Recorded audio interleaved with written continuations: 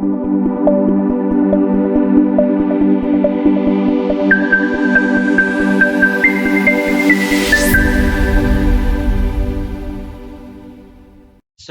in this part, we will proceed with the next slide. So we have here randomize the sequence of the exam questions as well as the randomize the answer choices. So basically you shuffle the items and then you shuffle as well as the choices. And in addition to that, to make that into randomized question selection, so this can help prevent students from quickly sharing answers. So by setting up a question bank, so you can also draw random questions from bank of questions, meaning that every student will get a different test, but see to it that the questions have the same learning competencies or outcomes in that particular lesson. So I'm talking about you have a question bank for all multiple choice having the same points, and then we have also short answer. So you have created a question bank categories with different question types. And all you need to do is just randomize the questions, or you just pick at least example. For your multiple choice, you have 5 questions. You will just pick only 2. So we can do that with the help of our My Soul learning management system. And for the rest of those different types as well, we have a question bank upscaling a session for that. So in that case, you need to have a question bank or the bank of questions. Next, we have, okay, next we have number 5. So number 5 is present exam questions one at a time and do not allow backtracking. So if you enable backtracking, make sure you give instructions before they will take the exam. Okay.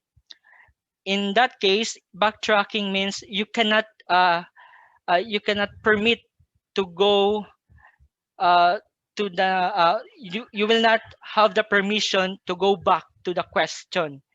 So in that case, you should have a clear instruction at the first hand.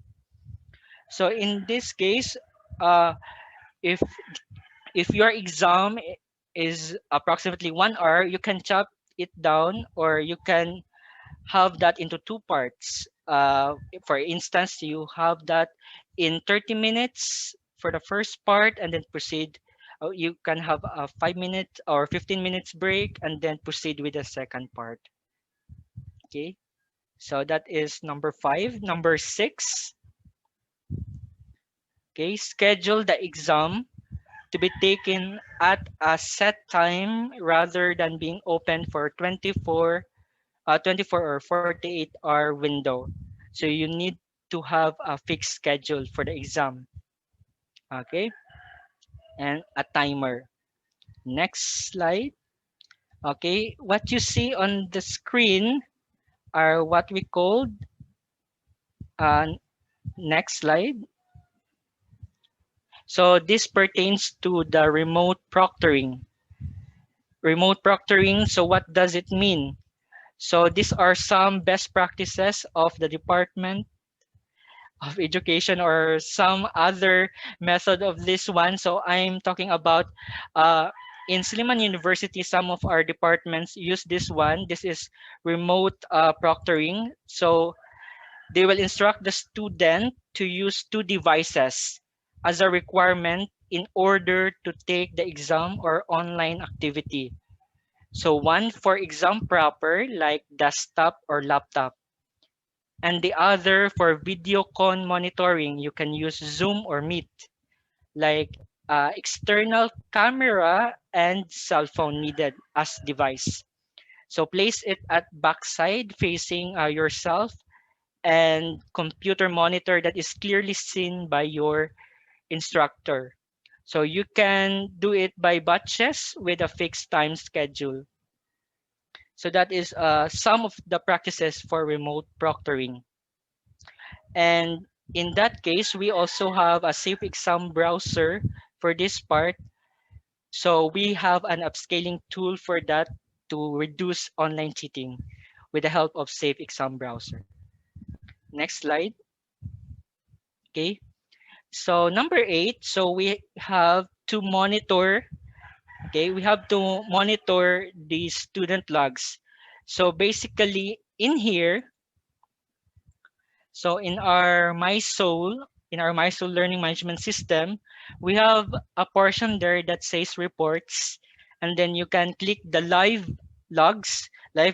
So within this particular day, and logs is for those previous days.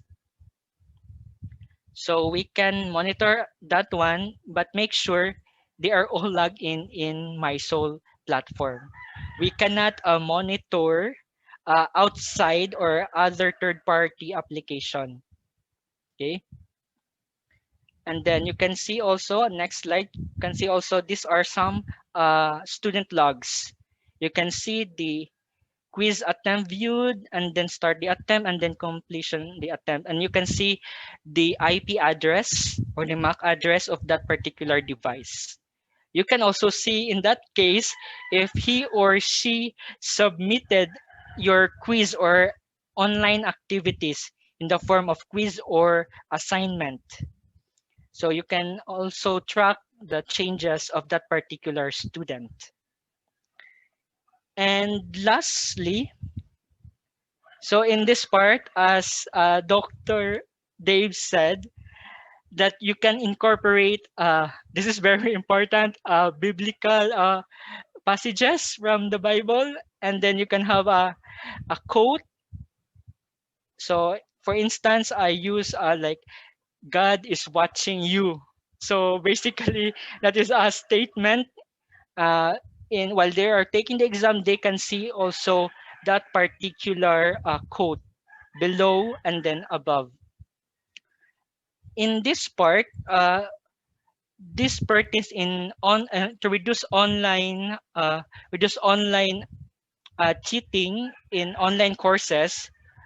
In our outcomes-based teaching and learning, we should constructively align the given three components. So I'm talking about our intended learning outcomes coupled with TLA or teaching and learning activities. So choose wisely. And then you can do now the assessment method, if that is formative or summative. So those are some steps, or those are some strategies to reduce online cheating in an online course.